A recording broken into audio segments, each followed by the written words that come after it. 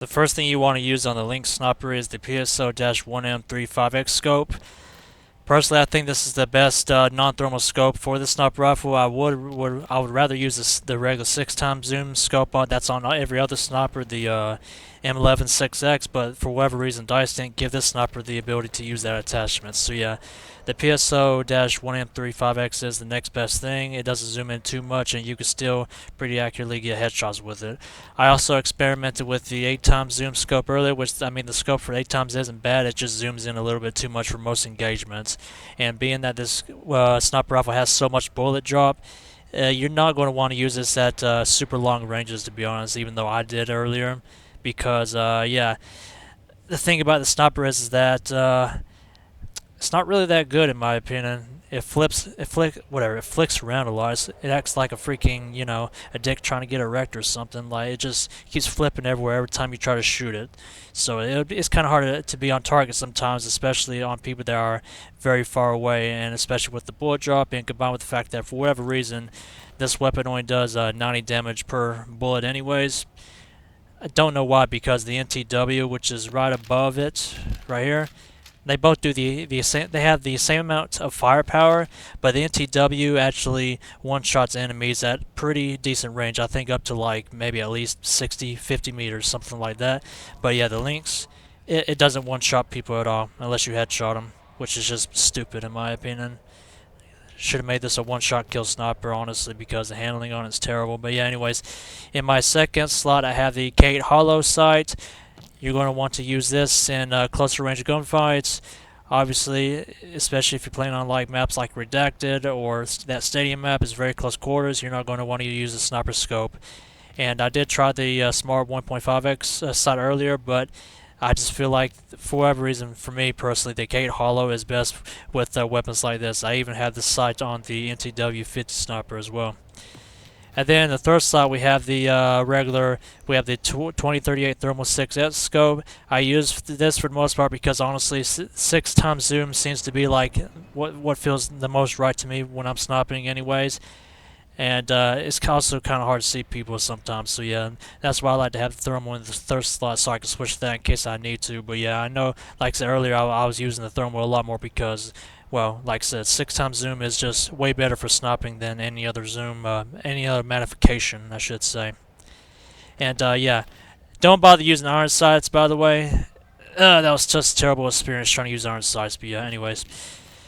There's no other barrel attachment. You just get the factory muzzle brake.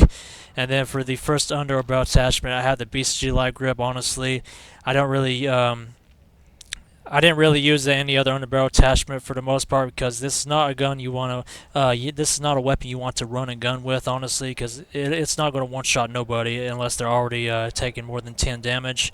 Because yeah, it's only going to do like 90 damage no matter how far away they are, and even then, like even at like I said, longer ranges, whatever, it does 75 damage. I shouldn't be saying this right now, but yeah, anyways, yeah, the BCG light grip to make sure that my sniper shots are as accurate as possible whenever I'm aiming in right on somebody. And then for the second underbarrel attachment, we have the ALS-1 laser sight. You're going to want to put this on in closer quarters, especially on maps like Redacted and Stadium. You're not going to want to use the BCG light grip because it's going to make your weapon more inaccurate, especially from the hip. And for the first magazine attachment, we have the anti-material extended mag. There's not really much for me to really say other than the only reason that I use this over the regular anti-material rounds is that it has more ammo per magazine. It has double. It has 10 bullets per magazine plus 1 in the chamber, so 11, compared to the 5 or 6 with the regular anti-material rounds. And then in the third slot, I have the anti-material high power rounds because honestly, it's terrible. These rounds are literally the worst. Like, I don't understand this, but yeah, the anti-material high power rounds do less damage than the regular anti-material rounds. Like, they do 65 damage even at close range versus the 90 that these two bullets do. And then don't even get me started at long range, which is ironic considering high power is supposed to have well, better range. Well, I say better range, but it doesn't even. I mean, look at the stats. That's so strange to me. Like, the high power rounds on this weapon make no sense whatsoever. So yeah, it's just there in case I need some backup ammo, in case I need to inflict as much damage onto enemy vehicles as possible. It does quite a bit more damage it does more damage to vehicles than the regular anti-material rounds, but against like regular infantry, yeah, just don't even bother using it unless you have no other choice but to use this as a last resort. But yeah, with tanks, the regular anti-material rounds do like 2 damage, I think it was, and then with the high power rounds, I think it might do up to 5. I can't remember honestly. I mean, it depends on where you shoot a tank at. Tanks are weaker in the back, and then with light armor vehicles, the regular anti-material rounds do 10 damage per shot, and against helicopters, I think it might be against helicopters it's 9, I think. So yeah.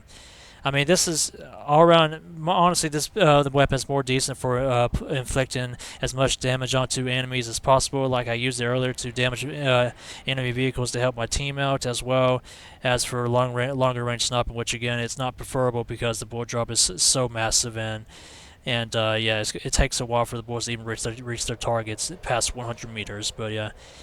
Anyways, that's all it's going to do for this part of the video. If you guys would not mind, please make sure to smash the like button and subscribe to my YouTube channel. I greatly appreciate it. I'm trying to reach 5,000 subscribers or whatever. I'm trying to go as far as I can. But yeah, anyways, I got some gameplays with this sniper, and don't expect me to be running and gunning with it because yeah, with snipers, you just gotta sit in the back of the map, really.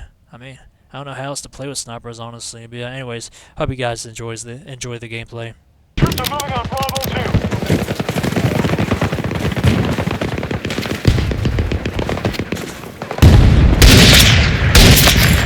Down!